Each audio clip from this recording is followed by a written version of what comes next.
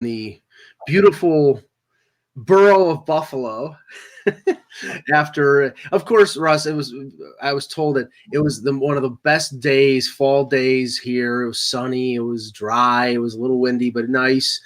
And I come back yesterday, yeah. And I come back last night, and just as I crossed the border from Ontario to Niagara Falls, it starts raining. Yeah. I mean, it was misty here today, but it's still kind of warm in the 60s, so not bad. Yeah. So, just Russ has some pre-show stuff. We have a music thing that we're going to talk about when that gets on. But just to say, Game 1 of the World Series, I believe, starts tonight, right? Yep. Houston and the Washington Nationals. I definitely have my W hat, and we'll have my red and white pom poms. Somebody told me though that the Washington Nationals, the W is very reminiscent of the Walgreens pharmacy. And it's very close. The Walgreens script, a little different script at the end, but it's very close. Yeah, it's practically. I mean, they're very, very close. Yeah. Okay, we're live and we're in the pre-show here. So Russ, go ahead. I'll give that a sec, though. I'll go with my secondary pre-show thing for a second. So the Rise of the Skywalker trailer ran yesterday. Final one, right? Was it good? And I don't know, really sad. Like, if they wanted to hype me up, they did the opposite because they showed C-3PO on life support. Mm-hmm. Basically, they showed C-3. No, really. I mean, this is no joke. No, they did. I heard about it. They showed C-3PO with like 4 wires, and the wires are running to this little droidy guy who's got a weird face, who's like working on them, and you can see like the eyes are fading a little bit, and he's like, well, at least I get to see my friends again. And I'm thinking, this is like last fights for C-3PO, like he's in hospice. Like how? Like, that was my first thought. This is did you remember the third Alien? Obviously the original Alien, and then the Aliens. Yeah. That was the third one. Yeah, the James Cameron one, whichever was phenomenal and very popular. And then they did a third one. It was one of David Fincher's first movies. Okay. And the android that was sort of the hero of the second one, because he wasn't like somebody who stabbed Ripley in the back, it was somebody who actually helped him. They basically found him in the wreckage, and she like attaches like two wires to him, and he's like this headless thing with like white liquid coming out of his head, and she gets a little information from him, and then she unplugs him. It's like it's sort of like that. Well, yeah. If you remember, I mean, I don't know if you guys watched the other Star Wars movies, but this is not the first time that C-3PO has been like completely and utterly destroyed. Like No, I've seen that, but this was different. The tone of this was like, this is the last time you're going to see this guy. Yeah. And so I immediately got sad rather than happy that this movie is coming out. No, and that's kind of true because I mean, of all the characters, he has been in the most Star Wars movies. Like he's been in every single one of them. And even more so than R2-D2. Now I have a question for you, Ak. If you think you're a Star Wars expert, nobody could answer this on the internet yesterday. How did Chewbacca learn to fly? Because I think he's a phone. You got to figure way into the future, everything has autopilot. He doesn't need to do anything, but he takes Han Solo into the fact that he could fly. Here's my theory. Okay, so I mean, everything has autopilot. Like we have self-driving cars. Mike, just relax. We have self-driving cars, and we have self-driving cars now, right? So, and now there's a big controversy about this because some of the new Teslas already have this mode that if you park them in the parking lot and you hit your app, they will pull out. The car itself will pull up and pick you up at the curb. So, I can't see how this could possibly go wrong. Right, like there's no way this could. So my theory is autopilot at some point in the future had a horrific thing happen to it, and we just decided that we're not going to let computers fly our devices. Okay, we have to get to the. We have to get. That makes sense. That could happen. That could happen. We have to get to this, and it actually is a galaxy. And then, you know what? Sorry, it was brought up in our chat room that it happened a long time ago, Russ. Remember, this is a galaxy far, far away, a long time ago in a galaxy far, far away. But there's no proof of it. Show me the proof. It's all a cheap copy of Star Trek. Okay, now Yes. I'm going to split this over 2 days because we cannot do the injustice of this list justice in just a 5-minute little thing. Apparently the list is old. It's more than a few years old, but somebody posted the Rolling Stone magazine list of top 100 singers of all time. And I just have to, I have to go through this, and I'll take it in sections of 10 each. So let's do the top 20 and then we'll do more tomorrow. Yeah. Actually, so read the top 20 and then we'll talk about like some good omissions. Yeah. Okay. So Aretha Franklin is number 1. I have no complaint. She's phenomenal. Ray Charles, number 2. Okay. I have a problem, but go ahead. Keep going. I mean, great, but I mean, one. I don't see it. I know that's a bad joke, but I don't see it. Oh, God. One critique of this, that's really bad. That's bad even for me, Russ. Russ's opinions do not express the opinions of HockeyBuzz.com. And go ahead, continue. One critique of this list is it's very, very heavily weighed on, I would say, the origins of rock and roll and not. Yeah.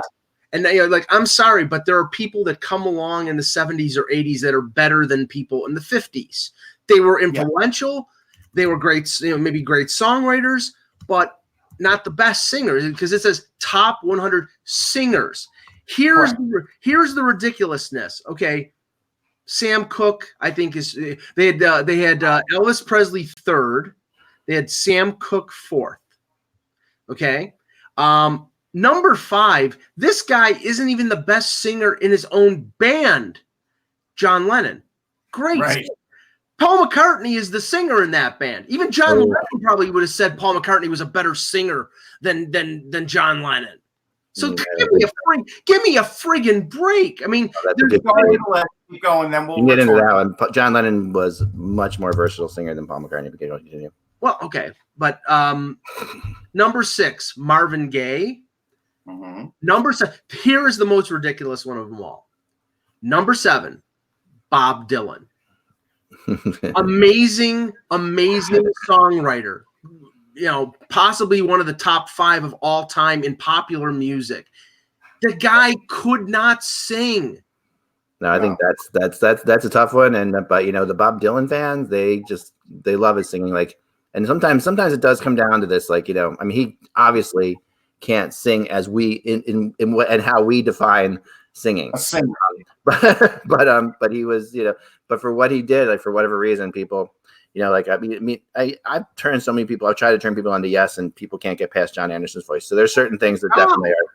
That's one of the attracting factors.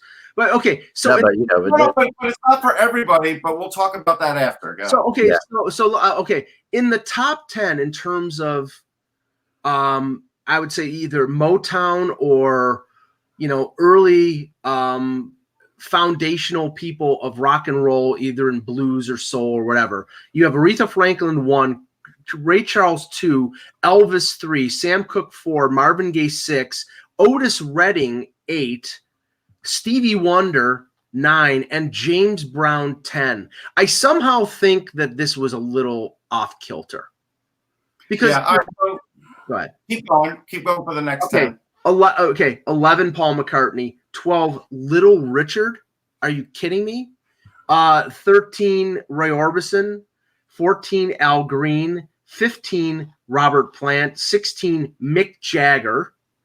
Not lead man, but singer.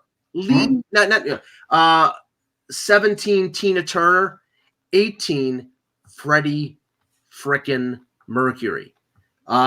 19 Bob Marley, and 20 Smokey Robinson. Very too heavy on the Motown, too heavy on R&B, 50s foundations of rock, and not enough of the people who are, I would say, are the best singers in rock. Right. So I'll give you the ones that I think are glaring omissions. Like Eck already said, John Anderson. You could love him or hate him, but from a singing standpoint, he is a tremendous singer. He has his own range. People have copied him or tried to emulate him. Obviously, he's a great singer. Peter Gabriel has sung so many different types of music that it's hard for me to believe he's not on this list, because this is a guy who literally changed the way he did. He went from prog rock to pop, to like world music, to everything, and he's got a great singing voice. No Peter Gabriel. No Phil Collins. Phil Collins is even better than Peter Gabriel. Yeah, you can debate it. I mean, singer goes. I mean, it is debatable. But we're talking, not no Phil Collins or Gabriel in the top 50. None in the top 100. But yet Bruce Springsteen is 36th. Yeah. Well, I'll give you one more. If you're going to go heavy on the 50s, how do you not have Buddy Holly in there? Yeah. Buddy Holly in the top 10. Buddy Holly was the hottest thing for Elvis. Is Taylor Swift in the top 20? No, this list was probably before Taylor Swift really broke. When was this? Yeah. It was probably, I think it was like 8 or 9 years ago. Okay. She was still in high school. Yeah. Because there are people out now that are pretty phenomenal singers. No Sting, no Peter Gabriel, no Phil Collins, no Billy Joel. I mean, I know you have your problems with him. I don't have my problem with Billy Joel's voice. Right. Now, I think Billy Joel can definitely sing. He's a great singer. Buddy Holly is 49th. Oh, he's 49. He should be in the top 10. Right. So Geddy Lee in there? No. I'll save the rest of this list because we don't want to do a prog rock. We can do that at some point, but that's a good debate. Yeah. That's a good one. No. Yeah, but to be fair, I don't have that problem with Billy Joel. People are like ripping me about that. No, that's not the case. The thing about Billy Joel for me is that he hasn't written a song since my children, who are now graduating high school, were alive. So I think what? That's an issue. Yeah. No. He's a piece of. Thomas. That would be like you not going to a hockey game.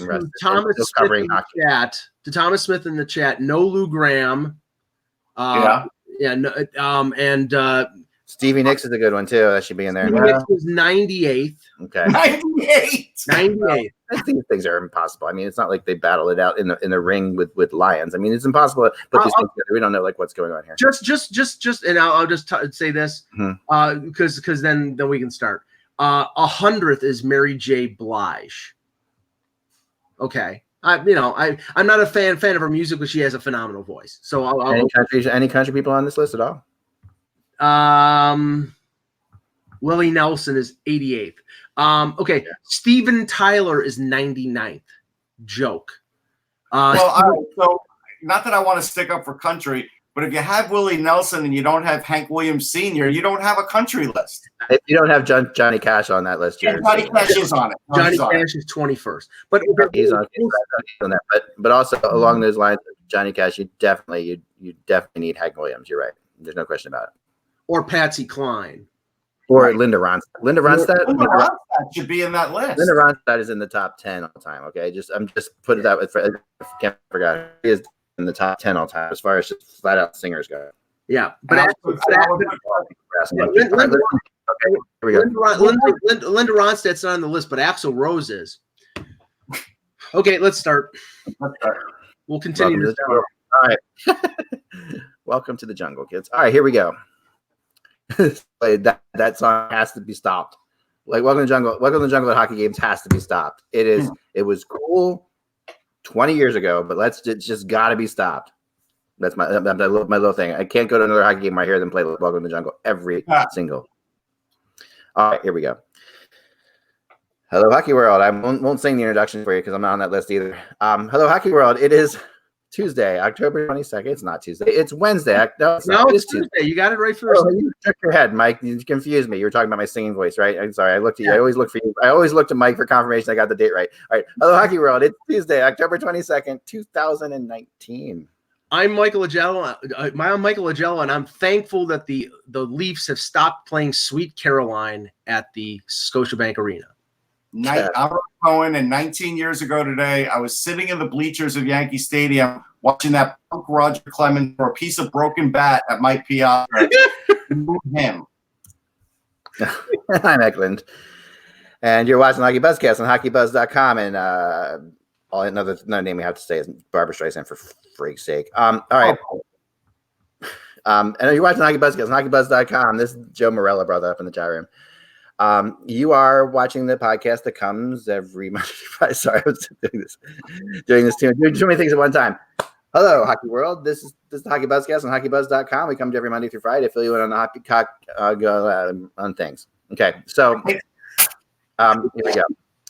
I want to also say that Funky Calls Zena won the chat today by saying Han Solo would only let Chewbacca fly the Millennium Falcon on the second day of back-to-back raids against the Death Star.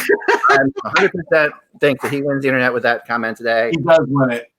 Good one. Because I'm going to get into this in more depth because I dug deep into it today and I made beliefs people love me. I'm sorry, Mike, about that. You're going to have to deal with the backlash of that probably. But I really just completely and utterly think I've caught something in Mike Babcock in his games, in his game plan, in his methodology. And we'll get into that. We do have an interesting thing, though, going on right now. And that is the Red Wings have placed Eriksson, longtime defenseman Eriksson, on waivers. Yeah, which won't work. This is akin to the Island to the Habs putting Carl Alsner on waivers. Nobody will claim him because he's making over $4 million. He's old, he's slow, and he's not particularly good anymore. But we talked about this when we did the preview of the Red Wings, probably in mid to late August. Looking at that defense that has three, octogenarians on the blue line, Green, Daly, and Eriksson, and how one of the big tasks for Steve Yzerman this year is not only to try to move them, as rentals, and they might be able to move him by retaining half of his salary, and that would be a fix because maybe somebody has a need there and is just looking for an experienced guy. But it's not only them, it's Abdelkader, it's Helm, it's Glendening. That's the main task ahead of Yzerman, is to clear out what has been left over from the Ken Holland administration. And Eriksson being put on waivers may be something where they're just trying to attract interest, and then maybe they can work out a deal where they retain salary, but he's not getting claimed. No way. Game for them this year. There's a couple things going on here, and people need to stop bothering Stuttering Guitarist in the chat, not in the chat, but on the comment thread apparently on Hockey Buzz, because he's getting ripped about being upset about this, and people have your freaking opinions. Believe me, I can relate because no one gets ripped more than me in those. No one gets ripped more than me in those comment threads. So you're in good company if you consider me anything. So here's the thing about this. I just texted some people right when you guys were starting to talk about something in the beginning there, and I missed it. But that's part of the reason I was confused. I'm hearing that he may not ever play again, that he's hurt, and that this is some kind of bookkeeping thing. Okay. I don't know quite what that means. I don't know why they'd have to put him through waivers. No, but they don't. Unless he's deciding he's going to go back to Sweden and they're terminating the contract. Maybe this is a contract termination thing. He's hurt and something's up. And if he was hurt, they could put him on LTIR like they put France. Right. Then they'd have to pay him, and perhaps he's agreed with them that he's, like you say, he's going to go back to Sweden. Not looking to get paid for not playing or something like that. I think we need to give it a little bit of time to see how this plays out. This doesn't feel like a very Steve Yzerman-like thing to do, because granted, he's just in general. I'm kind of surprised that Yzerman would do this. If it is just to if this is just to try to send him down, or if this is just to try to get somebody to pick him up, I don't know. I'm not so sure yet. I have to find out what exactly is going on with this, but there's a lot of but the Glendening thing, right? So he's also been placed on waivers, correct? No. I'm just saying. Someone said that in the chat room. I was like, okay, cool. Anyway, all right. So this is, to me, I want to wait a little bit before we kill Yzerman on this. Oh, I'm not, and I know you guys aren't going to kill him, but I think Wings fans will, and I think they have a right to it to a degree, and I think that they shouldn't. They shouldn't kill Yzerman, because this is like task A of his. He's already on task B or C at this point. But I see what you're saying. But I think that listen, Yzerman has got a job to do. No questions asked, right? He is. He's got a job to do. But I know. They were saying that Eriksson was Holland's guy and not Stevie Weiss. Yeah, that's true. But Stevie Y was Holland's guy too. They're all connected. This is like, to me, I'm going to wait a little bit to see, like, and maybe this is just the cold hard reality of the salary cap era and what's happening now, and that he can't play or whatever, or maybe he thinks he can play, and the Leafs and the Wings think he can't because the Wings think he's hurt, and they're doing this as a way to. There's a whole bunch of things that could be going on here as well. All right, so he played 17 minutes a game last year, which isn't bad, but he was a -10. They're going with 13 forwards. They brought up Evgeny Svechnikov, so obviously. They looked at him, and for whatever reason, he hasn't played this year, whether that's Marshall's call, whether that's Ericsson's call, who knows, but he hasn't played. Yeah. So if you're going to have a guy on the roster who's not playing, you're right. That extra forward. I don't disagree. The other thing that happened right now, Lucas Pisa he's actually going to be signing with the Anaheim Ducks. So he's on waivers, but he's going to sign with the Ducks. I think they have to put him through waivers to sign him. Is that right, or something like that? Right. Correct. Yeah. But Spiza will be, and this is a return, of course, because if you remember, Lucas Spiza was traded from the Flyers to the Ducks. Yeah, he's had such a weird career. Chris Pronger trade like ages ago. So this and he played for the Islanders last year, I believe. And I like him. And he had one crazy bad moment, like one crazy bad game that everybody remembers, right? With Lucas Pizza, which was game 7 for the Vegas Knights against the Capitals, where he made two glaring mistakes that led to maybe the Vegas Knights not winning the Stanley Cup. I mean, it was that bad. But I think he was overused too for that. He was overused. But my favorite thing about him is still, like, the first draft I ever covered was his draft, and he was drafted by the Flyers. And my favorite thing about him forever, and this, since we do music on this show, will be this too, is that I went up to him and I was like, still new, and I didn't really know how to interview prospects, and I was like, what am I going to say to him? I wanted to try to find something fun to say because I'm the internet guy at that point, and I'm like the only blogger credential besides. Well, you're not. They never considered you a blogger, Russ. So, but that was a blogger credentialed. So I was a blogger. So people were looking at me like I had 6 heads, even though they would all write blogs a year later. But they looked. So and I went up to Lucas Pisa and I'm like, what am I going to say to him? And I asked him, what's your favorite music? What's your favorite song? And he's like, oh, I listen to the same song every single day. It's my favorite song of all time. It's "Don't Stop Believing" by Journey. That's Lucas. And I thought okay. That's cool. That's fine. I mean, it's like a motivational song. And that's before the Sopranos killed that song. So yeah, before Glee killed it before that. All right. So that's here's the weird thing. All right, so I'll give you a quick little rundown on Spiza too. So at the draft, for whatever reason, when it was his turn to talk, I have a picture that a photographer took of me. I was the only one who interviewed him. The only one. Really? I am the only one. I can show you that later. I can't pull it up right this second because I was looking for it. And I don't understand why. But he also roomed with Riley Kotek. And so he became really close with that family. And it's interesting because he's one of those guys that remembers me. So when he comes back, it's nice to see. But I feel bad for him because they rushed him to the NHL. Yep, they did. He wasn't ready, and it definitely stunted his career. I think he could have had a better career. It's a decent career, don't get me wrong, but I think he did have a pretty decent career. Like, he had a better career than people. There's a lot of times this happens where a defenseman is like maybe a top round draft pick or whatever, and they go on to have a very serviceable 3/3/4 defensive career, And it's like, but because they were a top pick or whatever, and because it maybe took them a little bit longer to get to that point, people think that they had a terrible career, and that's just not true. I mean, there's a lot of players. There's so many players like that. It's ironic because somebody asked online a couple days ago, name a player whose best year was their rookie year, and then they sort of, maybe they didn't have a bad career, but after they played well as a rookie, that they didn't live up to the expectations. Guys like Tyler Myers, who won the Calder, never reached the expectations. Now, I don't know if it's, Spiza is more of a guy I think got rushed. He's more like in the Luke Shen category, where Luke Shen played really well as an 18-year-old, but they rushed him. They heaped a whole bunch of minutes on him. He wasn't ready for, to be the linchpin #1 defenseman with the Leafs, and I think his career got ruined. Nobody will know what Spiza really was going to be because he was rushed early. Yeah. But now, if you look at it, you look at the bottom part of the Anaheim defense right now, and Russ, things have changed there because remember they had this bottomless supply of defensemen, and now Theodore's gone and Patterson is gone. Yeah, they traded Vatanen, and now it's like now you've got Fowler, you've got Manson, you've got Hampus Lindholm, you've got Jakob Larsson, who was one of their prospects, and then they're playing Corbinian Holzer. Right. So they have lost depth. here's that picture. I think this was, I want to say his draft was the Ottawa draft. It was, yeah, it was. I mean, I was there, Russ. I actually did talk. Where were you? You're not in this picture. You know me. I don't go into this. I know. Into the what do they call them? The whole Scrums. Scrums. I'm not a scrum guy. I don't like being in there. And I feel like you're stealing other people's things. Russ, you have to, because that's your Russ guy. But I found him. I interviewed him actually.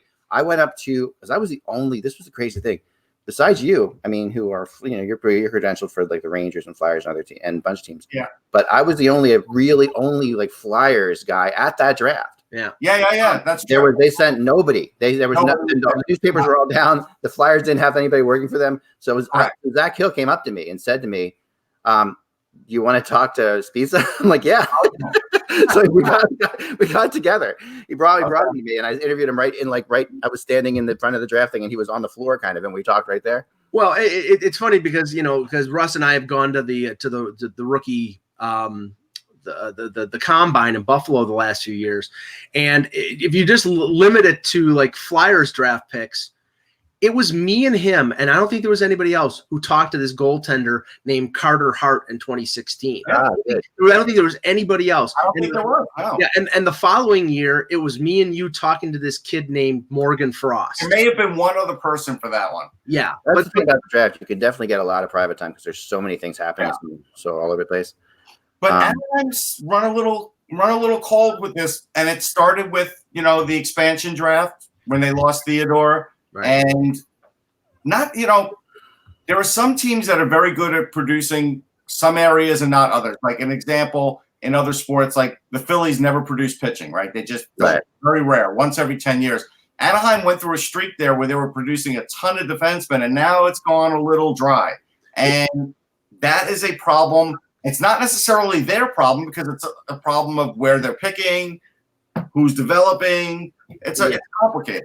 And the other factor here is Brendan Gooley, I think, just went on the IR. So their 5-6 right now is Holzer and Michael Del Zotto. So they really needed some depth, and Spiza at least is experienced and played in the NHL last year, so that makes a bit of sense. Yeah, it does make some sense. I mean, it is funny. Del Zotto's really had an elongated career tier 2, but at the end of the day, he could still skate and he's still physical. And those things still matter, so he still gets a job. And so, but it's a little bit of an indictment on the Anaheim system for sure, because they should be better than that. They should. Yeah, they should be. They should be. They really should. I mean, but Anaheim. The funny thing about Anaheim is they went from like having, remember, too many defensemen to having none. Like very quickly. Like they were like, oh, we got to get rid of some of these defensemen because we've got so many of them. Like an example, like this year they drafted a kid, Jackson Lacombe, but he's out of high school, so he's probably 3 to 4 to 5 years away. Yeah. Last year's draft, not a defenseman.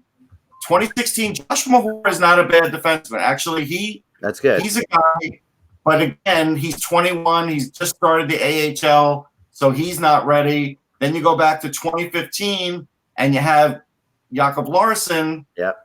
And he's like, he's okay, but he's not been what the rest of them have been. Right. And then you go, then you go back even further. And there was a guy, Steven Ruggiero, who was a good guy, but he just never made it. Then you go back and Marcus Patterson, well, they traded him. And so Brandon Montour, they traded him. That's it. Like the pipeline. And then before that is Theodore. Like the pipeline. And Vaughn, too. They were expecting, it's funny. Just one other quick story that came to my mind about this, like being alone with a player that would eventually be a superstar, but no one else talked to him. Yeah.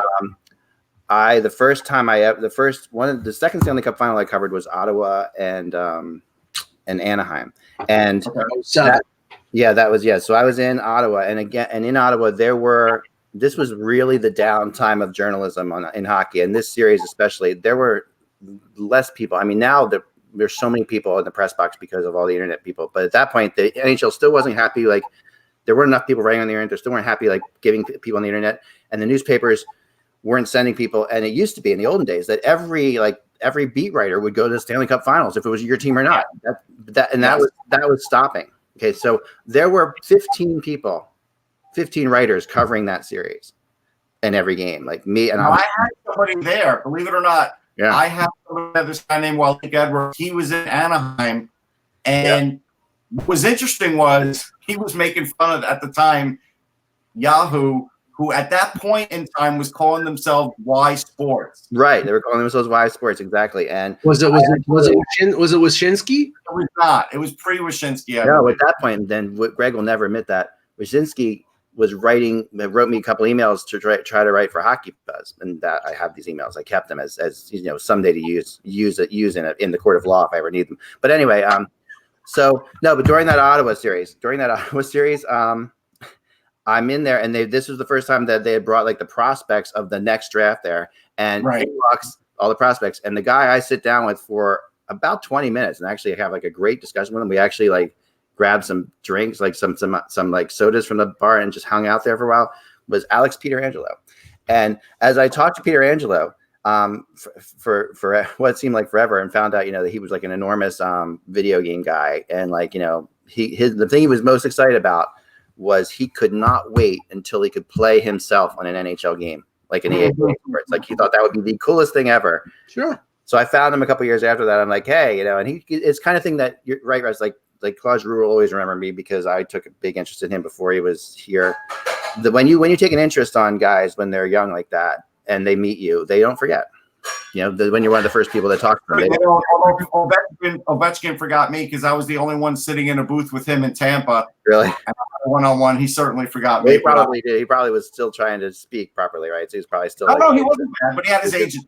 We all like for Mike exam. One of the things that makes Mike Algello, our Hockey Buzz Toronto Maple Leafs beat writer, so good is this fact that he has spent so much time covering the Marlies and meeting those guys and talking to them, and that is an enormous thing because I tell every beat writer, every guy, I get so many emails and this is about like, how do you get into this? How do you get into this? And I always say, start something to cover your local AHL team.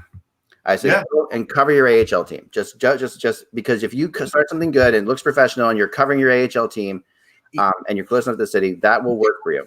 Even if it's just for the knowledge of the players. I mean, I think really it's a great way to practice. It's not like you're going to get killed because no one's watching the games. You can write about them. You can write about your opinions. No one's seeing it. And you'll meet guys who will eventually, you'll learn how to interview people. You'll meet guys like Mike, for example, knows the Marlies coach, who was the coach there forever really well, who was now an assistant with the Leafs, right? Who's going to be like eventually the Leafs coach. Well, he's still the Marlies head coach. He's still the Marlies head coach, right? I'm sorry. And but you know him, better than a lot of those guys who didn't cover the Marlies because and he'll recognize you. Yeah, you've talked to him. So, and because when you're there, there's only a few people in the locker rooms. But this is how Bill Meltzer got started covering the Phantoms, by the way, same kind of thing. It's really I covered a lot of Phantoms games. It's a really important thing, and it's really easy to do. And if you want to cover an AHL team for Hockey Buzz, let me know because we'll do something about that. We'll help you get in there too because we need AHL. I want to get more people covering the AHL. Anyway, let's move on to something else. You wrote about the Leafs. So yeah, let's touch base on that last. I want to come back to that for a second. I want to come back to that 1 second. I do want to first talk about because we got so many people complaining that we diss the Flyers and we should diss them more often that they like come out and they do that. And they come out and they beat the Vegas Knights. The Flyers, by the way, I think have the best record against any team in the NHL against the Vegas Knights. Yes, but you have to mitigate that victory. And Russ was there, but I'll just say this: when you're playing against an AHL goaltender, future star. If it was Carter Hart, you would have been seeing like two of the future stars of the NHL in goal. He's a good goalie, but he's you're right. Who, Oscar Dansk? Yeah, he's good. I believe in Oscar Dansk. No, he's not good anymore. You don't think so? I do. I like the guy. No, he might be better than Garrett Sparks, but he's not. He was horrible last night. He's not good. He's their number 3 because they don't have a deep system. If they had a better system, no. All right. Okay. I don't know. I've always he was. I covered him. He was with the Erie Otters, and he was an up and coming guy. But just the mental game, I think, is bad for him. And like Mike pointed out, and I was there watching it. That Konechny goal was a mental one where it should never have happened. Yeah. No, that's true. That's true. Okay, so but let's talk for the one thing I wanted to mention there. What was the deal with the raffle thing that he claims he doesn't want credit for one of the 2 goals? Oh, I don't know. I'll be honest. I'm trying to find out exactly what it was.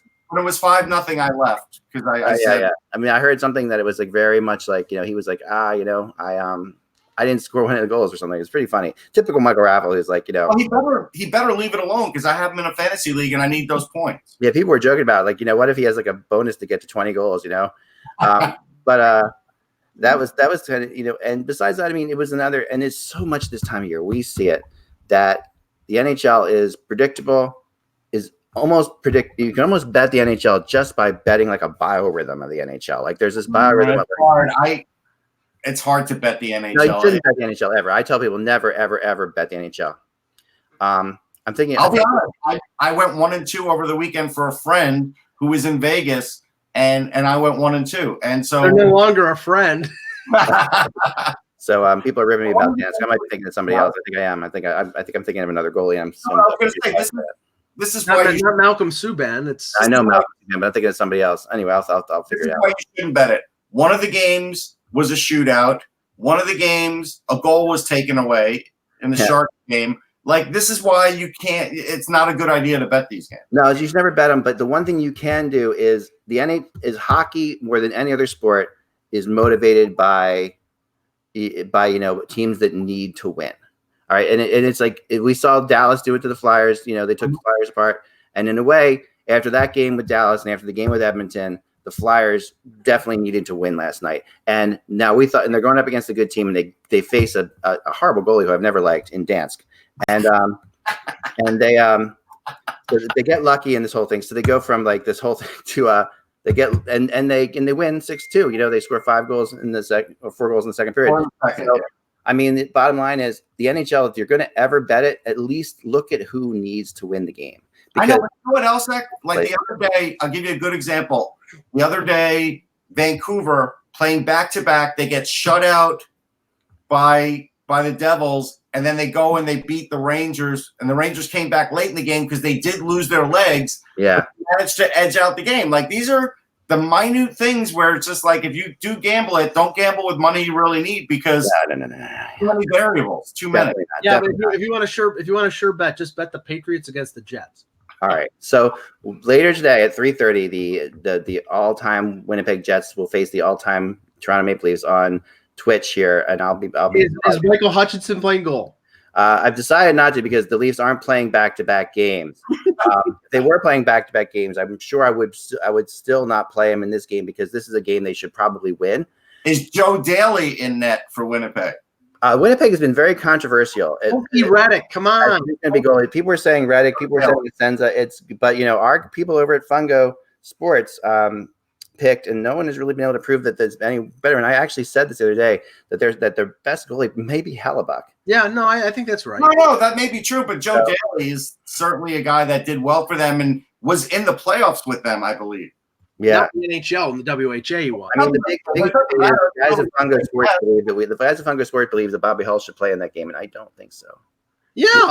Yes, Bobby Hull should play in that game. Did he play it in the NHL for the Jets? No, it doesn't. But it doesn't matter. It doesn't matter. It's an all-time Winnipeg. No, he did all-time NHL. I mean, NHL. Okay, then no. But then no. Play for the Jets. You can't play Hedberg and Nielsen and Bobby Hull if it's just right. Okay. I mean, you can play those guys for the Rangers, right? Yeah, and Calgary. Not to bring a somber note here, but I'm sure Dale Howardchuk is on the team, and it just came out the last couple of days that the reason he took a leave of absence from Barrie as the head coach is that he's fighting stomach cancer. Yeah. So, and we're going to end the show here. Thanks, Mike. All right, but Broda or Brophy, Mike? Who's the starter?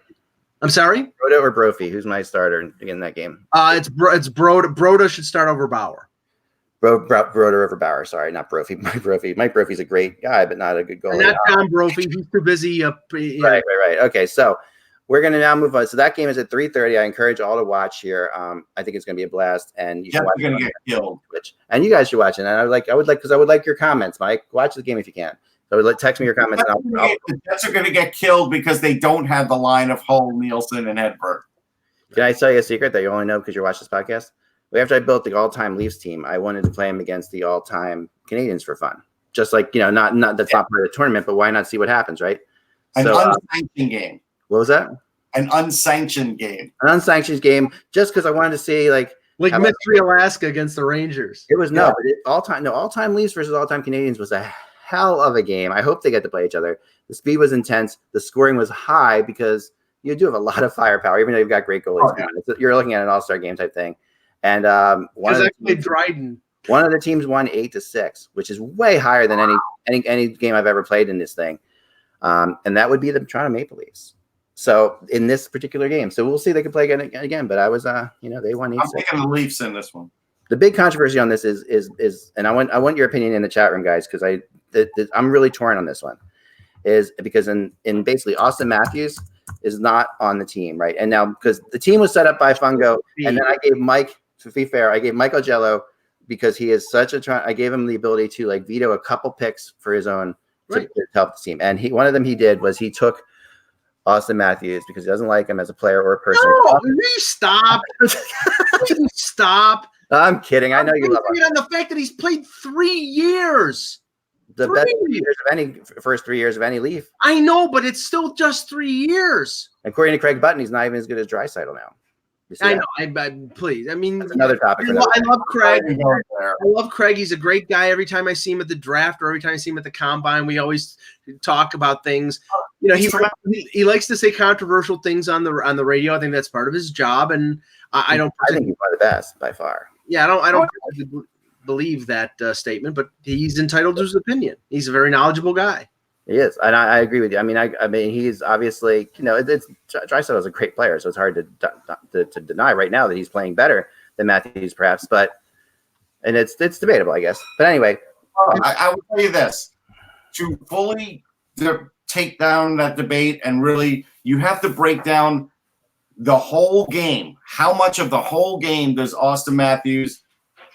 What is he? What is his impact on the entire game compared to Draisaitl? I'm willing to bet Matthews has a better impact on the entire game than Draisaitl. Right. I mean, you cannot evaluate Draisaitl when half the time they have him playing as a trigger man with McDavid.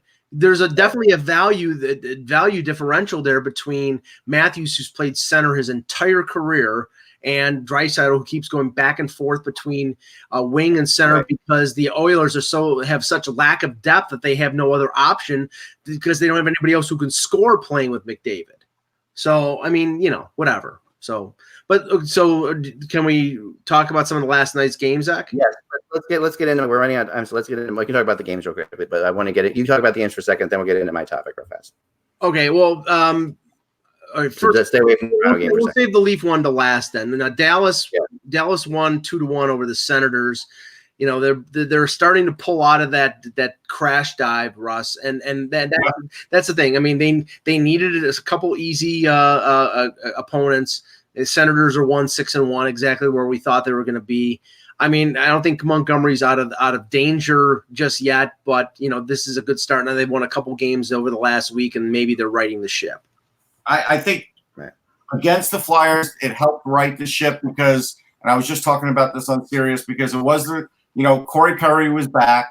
That was a big deal. He had a multi-point game against the Flyers. Then a guy like Lindell scored. They got a little fired up. I saw the relief on Ben Bishop when he talked about that being their first regulation win in the locker room. That was a big deal. Ben was loose. So I had a feeling now that it has righted the ship. No matter how you win, 2-1, whatever, it's still a win. But now they're going to start to string something together, I feel. Yeah, and I didn't see a lot of the game. I just saw the highlights. But apparently Brady Tkachuk was pursuing Jamie Benn throughout the game, trying to sort of goad him into some sort of physical confrontation. I don't know if he's taking cues from his brother Matthew and trying to reenact the whole Drew Doughty thing with Ben. Ben's not somebody you want to mess with. I really don't know what Brady Tkachuk is doing. I mean, I guess that – care, Mike. You know that. What's that? He doesn't care. Brady Tkachuk – No, he's big. Go ahead. Austin Matthews has 92 even strength goals. Leon Draisaitl 86. Okay. Now, I have not heard an update other than it was a high ankle sprain and not a break. But the video that we saw last night of Mikko Rantanen, I mean, I showed it to somebody I was sitting next to in the press box, and she almost threw up because his lower part of his leg went the other way. Yeah. And I thought for sure, just like last year, there was a high ankle sprain that Jack Eichel had in the corner that it looked like he broke his leg. I thought he was going to be out for the season, and it was a high ankle sprain. Sometimes high ankle sprains are worse than broken bones. But Eichel, what was he back in, like 8 to 10 or something? Who, Eichel? Yeah, 8 to 10 weeks. Yeah, but the thing was, when he came back, he wasn't Eichel. He wasn't the same player. No, you're never going to be the same that season. There's no doubt. Right, and this is a big. I mean, Anaheim is 7-1-1 right now. You know, they're a much better, much deeper team than they were last year. Colorado, you mean? Or I'm sorry, Colorado. I'm sorry. But the loss of Rantanen, I'm not sure how long it's going to be. But I mean, they're more capable of weathering that kind of injury. Oh yeah, now that they have Kadri and Burakovsky and Cale Makar, they are more capable of weathering it. Yeah. We already talked about the Flyers and the Golden Knights. Now, I was at the game in Toronto. Yeah, so let's get into it. Go ahead. Tell now, and I'm going to write about this because the Leafs play Boston tonight. The Leafs they played 10 games so far. They have allowed the opening goal in 7 of the 10 games. They're barely over 500 in those games. They've only scored the first goal in 3 of 10 games. They're 2-1. That is a chronic problem for this team. What Babcock always refers to as starting on time. They never do. You can count. I mean, it's usually in the first 2 minutes that they'll give up the opening goal because they're comatose when they come out of the locker room. I don't get it. And then, and the funny thing was, I think it was Mitch Marner before the game yesterday, basically expressing the confidence is, well, we give up the opening goal, but we know that we're good enough to come back. That's not the point. The point is you're putting yourself in a hole all the time. Can I go? Go ahead. 100% right, and I'm sorry because this is just really pissing me off. All right, so my blog today, and you guys know me. I'm not a troller. I don't go negative. This is not my world. I'm not like I don't look for clicks by posting something like this, but I really feel that this is true. And Babcock is either being one of 4 things. He's either just wrong in what he's doing with this, with how he's handling these goalies. Okay, we'll say 5 things. He could be right. I'll give him a 5th thing. He's right. This is the perfect way to handle these goalies. Or he's wrong, or he's lazy, or he's wimpy, or he's manipulative. And my take on this is actually, I'll tell you which one it is, but we'll get there first. So let's go through it. If he's wrong in the opinion, I think that this is bad for the team to do. Like, obviously, we talked about it last night. Anderson is not, he's not Dominic Hasek. You put him in last night, a game you're supposed to win, and you want to get those points for sure. And then that sets you up for real failure. Okay, it sets you up because either you're going to win and everything's going to be fine, or it's going to be a freaking disaster. Okay, well, so you can make the argument because after giving up 2 goals on the first 2 shots, Anderson was fantastic. He stopped a breakaway in overtime. He was very, very steady. He had no chance on the tying goal. No, and Columbus is a better team than people give him credit for. Okay, but the point was, and like we talked about yesterday, when you're playing a lesser team in the first of back-to-back, it makes more sense in my mind to play the backup. And Babcock said yesterday that, what happens if you lose the game with your backup in the first game, and then you go into game 2 with your starter, but your team is tired. Well, okay, but now you're in a worse scenario because you've used your starter. Right. He played really good, but you didn't get 2 points, and now you're going into Boston after you've beaten them on Saturday, and they're going to be smelling blood. And you got your backup in there who I don't think he's a bad goaltender, but the way the Leafs are playing defense right now, it could be a massacre. We'll see. Who knows? Yeah. So you're right, Mike, because if they win last night, fine. They won. They beat Columbus. Everybody expects them to beat Columbus at home. Even though Columbus is good or whatever, they win, and that's fine. All right. But if they lose, then you are screwing with, because all the goalie has in the NHL, like, all right, let's take this apart for a second. Back-to-back games. Let's just talk about back-to-back games. Yeah. Goalies. I play goalie. People, I even know a couple people in there generally go, "Oh, I've seen you in person. You can never play goalie." Rest has seen me play goalie. No, you can play goalie. It's I'm fine. not terrible, correct? I mean, I'm not. You're not terrible. I'm maybe not quite as thin as Brizgalov was when he played, but I'm better than Eddie Lack. I'm probably about the same weight as Eddie Lack now. But anyway, I'm honestly, I can play, and I'm not a great goalie, okay, at all. But I played forever. I played for years, okay, and the toughest thing about goalie is mental. There's no two ways about it. The hardest thing about being a goalie is the pressure goalies face day in and day out. That is the issue with playing guys like Carter Hart when they're young. It's like that is not that it's not physical. It's a physically demanding position, sure, but it's not as physically demanding as a forward or a defenseman, in my opinion, who's playing like a 20 minutes a game. And those guys, there's never a question at all if those guys are going to play the second games of back-to-back, right? Ever, right? So if they can do it, why can't the goalie do it if in a certain situation? So that to me is that is purely the influence of analytics. Because remember that, because that's a big part of my proof and theorem here. Okay. Analytics. Okay. Let's talk about analytics. They say that in the second games of back-to-backs, goalies who play both those games struggle. Okay. That they don't do as well. Well, if we're should we be blaming that on the goalies, or should we be blaming that on the fact that the entire team is probably tired from playing back-to-back games, and they're giving up better chances, they're playing less discipline, probably because they're not playing the system as well, because mentally it is tough and exhausting to play back-to-back games. So to lay those back-to-back losses on the goalie is also equally kind of ridiculous. Okay, to me, that's my opinion. I'll tell you something I notice all the time. If the backup in there and they give up a bad goal or two like Dance did yesterday, even though the Flyers played a really good game, the other team tends to get frustrated, and you saw like all the penalties because they tried too hard. Yeah, and that is a mental factor with that. If you have your backup in and he doesn't do well right off from the start, right, it's a letdown. Well, okay, so Mike, you have a thought on what I just said? Well, yeah. And I'm like, I don't know what of those 5 categories is right. I can just tell you what I've learned based on being around the team and my analysis of it. Frederik Andersen, the last 2 years, when asked ideally how many games that he thinks he should play, says between 55 and 60. He played 66 the first 2 years, then played 60 last year, and he was injured. Why is that? Because Anderson's gotten hurt a lot. He doesn't want to get hurt again.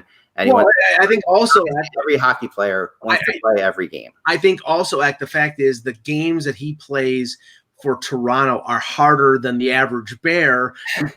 He's facing 40 shots a night because and he knows the pressure that's on him, and he also knows the situation of the backup, right? So all right, so if he's wrong and that's just bad for the team, that's one thing. If he's right, fine. I don't think there's a wrong or right there. That's the personal preference. But the other kind of motivations. Is he wimpy? In other words, is he afraid? Is he afraid? And when people read this title, they're going to think that I'm taking shots at Babcock. If you read the article, you tell me that I don't ever think that Babcock has been wimpy, afraid, or lazy. I don't think those are 3 things that go with him. And in any of my experiences, at least covering him and talking to him, those aren't things that, the only time he ever saw that at all was when he said, there'll be years of pain and whatever, but I think that was a general organizational mantra or whatever. So, yeah. All right. So he's not wimpy, but this comes off as wimpy because, one, you're telling your team something by doing this. Okay. You're telling your team that just beat the Bruins and got 2 very important points from the Bruins last week with Anderson in goal when he stopped like 43 of 46 shots and played amazing. You're telling your team that those 2 points you're willing to just give them back, right? Like, because essentially you're like, and when you're talking about the Bruins and the Leafs, there's history there that you might want to finish ahead of the Bruins. Okay, that's possible. Well, no, and he said it last night. I asked Jake Muzzin a question in the scrum after the game about after the performance against Columbus, which I didn't think they played particularly well defensively. I said, is there more of an emphasis now to play better defensively in front of Hutchinson against Boston tomorrow? And his response was, we have to play better defensively no matter who it is, of course, in the goal. And that's what you say, but that's not. But I know mentally, okay, you're going to play harder in front of your backup. Yes and no. Okay. But it doesn't always happen. But here's something else. Okay. As an example, like that time years ago when Andrew Raycroft was with the Bruins and Mike Sullivan was their coach. Yeah. He had played 28, 29 consecutive games and said, hey, too many. The problem is a goalie can play back-to-back, but you have to watch and monitor a goalie because the minute they are too tired, then everything starts going wrong. All of the way they play, the structure, all of that starts tailing off, and then you start getting lesser results, even if he's getting by with getting wins. We saw that way last year with Carter Hart, remember? When he was going too many games in a row. You can get away with playing a goaltender in back-to-back games if it's somebody like Marty Brodeur playing in front of playing behind a defense that's smothering like the Devils because Marc-Andre Fleury shots a night. Let's look at Marc-Andre Fleury. Okay, when I talk about goalies' confidence, who is the most confident goalie in the NHL? I would argue it's Marc-Andre Fleury. I'd say him or Price or Lundqvist. And those two, what do they have in common? They both will play in back-to-back games. Yeah. And so why is that? So why are they confident? It's like when I think about this thing, it's like, okay, Anderson doesn't want to play. That's one thing. No, I don't think he doesn't want to play 50 games. Then you can the backups. No. But let's tell you what it is. I don't think it's not that he doesn't want to play. I think it's the fact that their goal is to win the cup like a lot of other teams, but their goal is to win the cup. And they realize over the last 3 years with them being a playoff team that when he's playing 66 games in the regular season, he's gassed. If you are 40 shots a night. Hold on. I'm going to tell you this about Fleury because I've covered him his whole career. I know him really well. Yeah. I've spoken to him a lot. This is a guy that can literally wipe his mind clean and forget about everything and just focus on the next game. Proof and point, World Juniors. Like that goal could have crushed. Yeah. Giving a puck away like that could have proven that time and time again because he was screwed the way the Penguins handled him early on. And yet he still came up because they couldn't play him a certain amount of games or whatever. And it was a ridiculous scenario. And and he played through it and he literally never looks back. He doesn't. No. And he has some terrible games. Let's face it. Marc-Andre Fleury has some awful games. Oh, yeah. Flyers Penguins series from years ago. He was a sniff. But so you kind of guys are both making my point here beautifully, which I appreciate. So the whole concept here is okay. So he's not a wimp. Okay, Babcock's not a wimp. But if you're the Maple Leafs, okay, you are considering yourselves one of the top 10 teams in NHL, maybe even top 7, and you're saying if you're a top 7.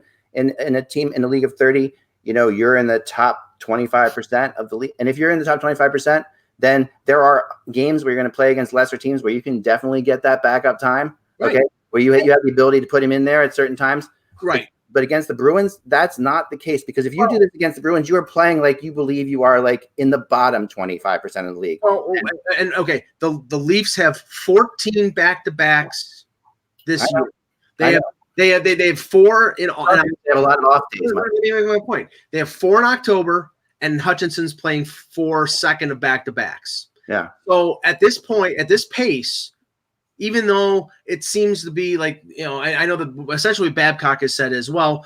Ideally, I'd like to play Anderson 55 to 60 games, but it's a situation where if we're in a race for the playoffs, then I'm going to play him because he's our best chance to win. Well, the point is that, you had a backup like Curtis McElhinney a couple years ago, and that's not on Babcock. That's on Dubas that he decided to let McElhinney expose the waivers and go with Garrett Sparks, and that was an unmitigated disaster. Which Babcock hated. But right now, they're on pace for Anderson playing 68 games and Hutchinson playing 14, and that doesn't work. But you want to point this out. I want to point out, I'm going to give credit to the Stanley Cup of Chowder because I didn't know this. A former great Leaf, Tuukka Rask, is going to play in his 500th game tonight. Yes, and he's going to play, and and they're going to go against. Some good irony right there. There's incredible irony there, and the thing is that the crazy thing is that the Boston Bruins are a team that can do this because they have Halak as their other goalie. Right, but they're spending $2.7 million on a backup, which is better than $700,000 on a guy who's played 15 games in 4 years. All right. So to me, which is what you're doing with Hutchinson, you're looking at a guy who's won 5 games in 4 years. Okay. All right. You're trying to put him up against Tuukka Rask tonight, who's going for in his 500th game against a Boston Bruins top line that I think I heard today is on pace to get 360 points between the 3 of them. It's like the ridiculous thing. It's clearly not an ideal situation when you bring in Michael Neuwirth in the sign him to a PTO and he can't practice and can't play. They weren't 100%. I don't think they were hedging their bets in terms of who the backup was going to be. They moved Garrett Sparks because that was a non-starter. He was never going to play for the Leafs again. They have young goaltenders down in the minors, so those aren't options. Kazimir Kaskasuo, who's 5-0 or 4-0 right now in the AHL, he's not an option. And there's not an option in terms of they can't pick up somebody because they don't have cap space to do it. And now they can't. You want it to be the flip side, though, and this does have something to do with like the starter working with the backup and also having a great goalie coach. So, when has the Rangers ever spent money on a backup goalie in the Lundqvist era? You're talking about Steve Valaket. You're talking about Georgiev now. Even Cam Talbot for a few years made very little. Like you're not talking about them ever spending money on a backup either. But it didn't matter to them. It worked out. Well, and Lundqvist, yeah, it did, and it got lucky a little bit. A couple of years they had Lundqvist get hurt. I think with Allaire gets a lot of credit. It did kind of matter when but they also had. It did matter with Talbot. I mean, he saved the season. There's no question. Yeah, they had some good backups that they might not spend money on them, but Hutchinson is a known commodity. Like he's a lot more known of a known commodity. So all right, so let's move on to continue. Let me just add one note because Russ mentioned Tuukka Rask, because I'm sure in the building tonight will be Bruins assistant general manager John Ferguson Jr., who gave him away. So it's perfect that he plays his 500th game for somebody other than the Leafs. I mean, Justin Pogge, I think he's cooking in Helsinki right now or something like that. I don't think Rask never put a Leafs jersey on, right? Like Rask was ever even in the Leafs locker room, right? I mean, it's like he was traded by Leafs, but I don't think it ever actually was ever part of it. No, he was a first round pick, and he was supposedly the best goaltender. He never played a game for them, right? Right. No, not for the big club, but he was probably at a rookie camp. Yeah, probably was. All right, so that's fair. So anyway, Lundqvist also another goalie who plays back to backs. So another comp more because he's 37. That's a little bit fair. He's 37, but when he was younger, he was definitely playing back to backs. Yeah. All right, so if you're afraid to win because you think you are, but you're one of the top 25%. If you're afraid not to lose, I'm sorry, because I hate that. I hate coaches who coach with fear not to lose. That's a big pet peeve of mine. And it's like, that just doesn't work. Okay. And that's what they're doing here. That's what they're doing by they want to get 2 points out of these two games. And they think that it's easier to get out of Columbus. You're going to play the better goalie and that's it. And that's how it's going to play out. And now granted, all those things you said about the back-to-backs, remember and he's on pace to play 68 games, but they are better than 3/4 of the league. So there's going to be times when you could even play Stark in 2 games in a row somewhere. I mean, not Stark, but even play Hutch 2 games in a row somewhere and get Anderson some significant rest. That's all possible. But right now, as your team is coming off of a streak and doing pretty well and having confidence, they are going into tonight to get against the Bruins. Even if you didn't know what happened yesterday, but now you do, that they lost. This game is a really important game for the Toronto Maple Leafs. And this game could bruise their psyche for a little while if they lose the game. In a big way. So now this brings us to his next thing. Is he wimpy? No, I don't think so. Is he lazy? All right, no. And again, he's not lazy, but this comes off as lazy because the second I hear Babcock saying, well, that the stats guys say, the computer stats guys, whatever, say that the backup, the guy plays the second game is going to be. The second I hear Babcock using that, I crack up like no one's business because that is the last thing that Babcock believes in his heart. He is not a Corsi type guy. And for him to actually use that to support his argument is insanely funny to me. If it was up to Mike Babcock, he would play Frederik Andersen 82 games. No, he wouldn't because he's a smart goalie. Yes, he would. Yeah, he definitely would. But I know that again, the analytics portion of the Leaf organization, they have a goaltender coach in Steve Briere. They plot out what. And that's lazy. Again, they plot out. The fact that these goalies are set up ahead of time. No, you should plot it out. They're not alone in that. That's the whole thing. No. Other teams. I'm not. Listen, to be completely fair about this whole thing, we're using the Leafs as an example because it's current. Other teams are doing the same thing. Okay, so I'm just saying. You should plot it out. No, you should plot it out in a rough way. Okay, but at the end of the day, unless there's injury, I think you should plot it out till the All-Star break. Or somebody gets hot because the issue with goalies is that you can get a hot goalie and you ride a hot goalie. And but you know what? In the first half of a season, riding a hot goalie is not necessarily a good idea because you don't want the other guy to get stale while you're doing it. I don't believe in it. Well, but let me just quote a former Leaf, Carlo Koliakovo, who's a radio host in Toronto. Yeah, I think he says it the right way. He says all this talk about which goalie needs to start, which game needs to stop.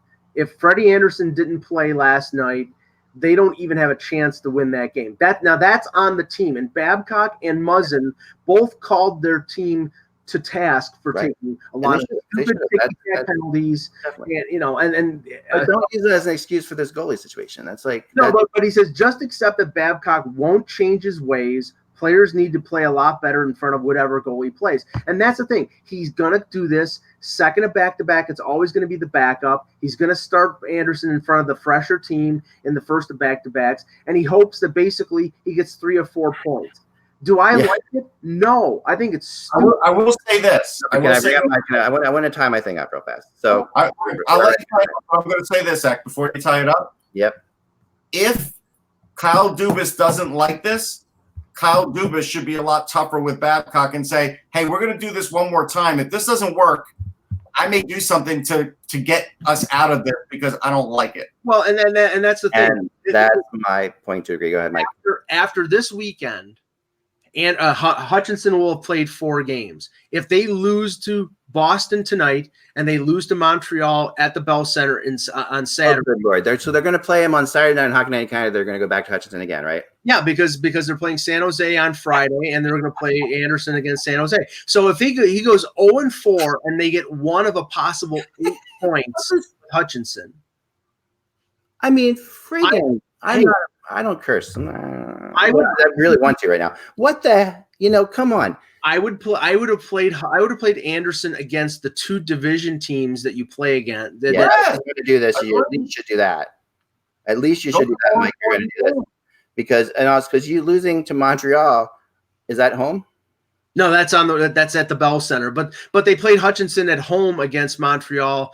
Or the first week of the season after they played Columbus on a Friday night and Anderson played on the road and they won that game. So they got 3 of a possible 4 points and everything was beautiful. So think about everything was beautiful. And then yet the players, I'm being sarcastic. No, I know what you're saying, but if I know anything about, I know Tavares probably better than I know Matthews or Marner, but I know Matthews pretty well to know that the Matthews and Marners are competitive bastards. I mean, these guys are these guys are completely and I know John Tavares is as competitive as anybody I've ever seen. They want to win every game. So so when they're going against Boston, they don't want their friggin' backup in there. They don't. But you know what? I do agree with one point. If you want to win every game, if you want the points, play better. And Babcock said it yesterday. Of course, that's true. They're playing terrible defensively right now. They've admitted that Marner and Matthews were out there for those 2 goals early in the first period. They have a defenseman on their roster who does not belong and has not belonged in the NHL for 3 frickin' years. I know. They need to believe. They also need to believe in their goalies. Okay, like the big thing of the defense has to do with believing in your goalies. We saw the Flyers defense get a lot better when Carter Hart was in there making some big saves. It's like it changes things. Now it's the opposite this year. I know. I will say this, Mike. If with Hutchinson, if he gives up a goal in the first minute and 30 seconds, something like that, there is an inevitable from the team, and it takes to get over that. Sure, I completely agree. No, and then maybe he comes out and kills, maybe he shuts him out tonight. Hockey's a weird sport, but everything is that way. So this brings me to my final point, which I think you guys have both kind of made without even maybe realizing it, unless you read my story and are doing it on purpose. We didn't read your story. Actually. I know you didn't read my story, so I think Mike probably did because it's because he's a good guy. But here's my thing. Not you, Russ. I get it. Working in my yard. I must be more important. The weeds are way more. I understand. All right, so I wouldn't ask that of you. That's way too much. All right. So you do enough as it is. Thank you. All right. So here's the thing. If he's not lazy and if he's not wimpy, which he's not, then he is manipulative because what's happening here is a couple things. This is his way of telling Dubas, I hate both of my goalies. That's how I see it. And I know that's pretty harsh, but he's back up. Well, no, he doesn't love his starter either. So to me, because if you loved his starter, he could make a bigger argument to play his starter against Boston and his backup against Columbus. That's what you would do. But if you love your starter and you wanted to reward your starter for what he played against Boston, you would do that. Because goalies get really personal about the fact that if they don't play against good teams, they don't like it. I mean, starting goalies they really hate that. So what he's doing here is he's telling Dubas, he's making this whole thing public so that we talk about it, so everybody else talks about it. So Dubas goes out there and fixes this. Well, that's the problem, because they tried to fix it with adding Neuwirth. That didn't work. They don't have the cap space to be able to bring in another goaltender unless they trade or buy out. They can't buy out anybody. So they're really stuck with Hutchinson, and they need Hutchinson to come through. I don't pick up on Babcock not liking Anderson. I think he always talks Anderson up big time. I mean, I like him, but does he like him? I mean, he likes him. You know what I mean? I'm not in the back room, so I can't tell you.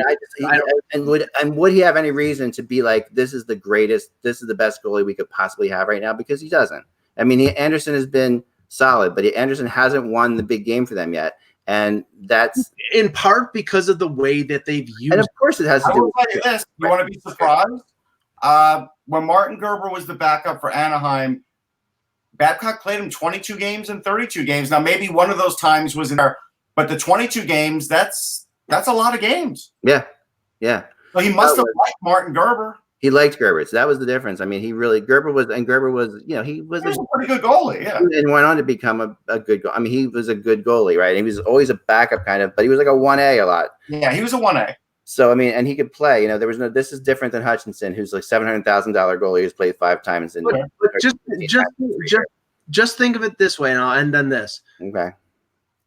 Curtis McElhinney had one of the best backup years of any backup in, I'd say, like the last decade. He did, but that was, and he played I think 18 games. 21.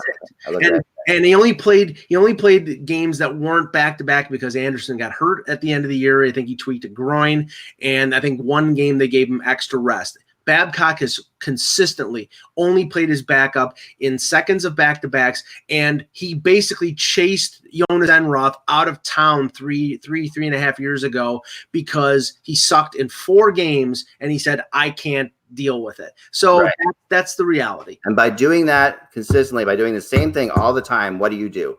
You lower the pressure on yourself because you aren't making a call. Like, he's not making a call in any of these games. He's not going out there and saying, well, this is Boston, so this is Montreal, we should probably play Anderson. No, because I've always played the backup on the second back. No one's going to criticize me in Toronto media because that's what I always do. And that's where I say lazy. Because that, to me, and that's why I say, because you can't do that all the time. And you can't do anything all the time. With goalies, you can't. It doesn't work that way. Goalies are a different kind of breed. You have to play off of who's playing well.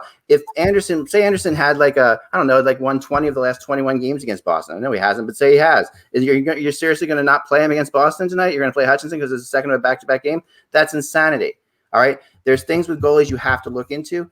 And so that's why I think, because Babcock is incredibly smart, I think he's manipulating him. I think he's manipulating Dubas and saying and making and embarrassing Dubas by having this goalie situation going on. He has done that in the past with Dubas when it came to, I need a 4th line center, I need this and I need that. And Dubas last year didn't give him the 4th line center and gave him Nick Patan for home. And then Nick Patan now is on the trade block because Babcock has played him 2 or 3 games. And that's one thing with the 4th line center. It's another thing with your goalies. Okay. So it's like when you do it with if he's really doing this with his goalies, which he might be, because he might think we're going to make the playoffs. So we got to get better goalies. The only way I'm going to do that, obviously, is if I show them that they can't play. To me, I think that's the most likely scenario in this whole thing. Because Babcock is smart, crazy smart, and has been around for a very long time. And he's also crazy manipulative. Like he did this in Detroit too. He did this in Toronto. He manipulated his way into Toronto in a lot of ways. So from Detroit. So I mean, this is all possible. And I'm just saying. And he's not the only coach who's doing this. I think it's ridiculous all around. But that's my opinion. I'm sticking by it. If you don't agree with me, please comment on it. Okay. If you agree with Mike, just leave it alone. But if you agree with me, comment on it in the comments in the YouTube video here. And if you want Russ to read my blogs, you should tell him because, kind of hurts my feelings. But that's all the time we have for today. We'll be back again tomorrow. Remember, without the buzz, it is just hockey. We will talk to you soon. 3:30, guys. Twitch.